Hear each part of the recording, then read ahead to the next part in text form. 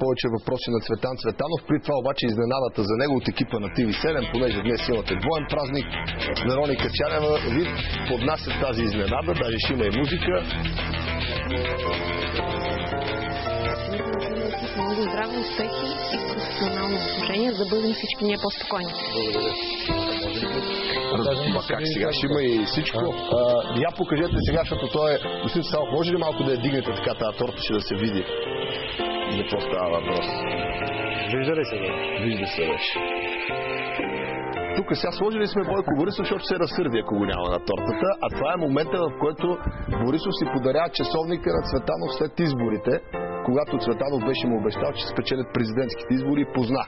И отиде часовник. Много благодаря. Аз предлагам да разрежете тортата. Нека да не разрежем. Нека така да остане. Добре, няма да. Ако посегне на себе си, не е желателно. Ако посегне на премиера, ще го засегне. Аз бях решил да изям неговата част от тортата, но всъщност тази торта си е ваш подарък и вие ще си отнесете веднага след разговора в къщи. Сега този нощ, колеги, стои тук много свирепо. Я да го привера. Я някой да го изнесе. Наистина стои като много страшно. Така, господин Цветанов. Много ви благодаря. Надявам се, че този жест ще ви бъде приятен.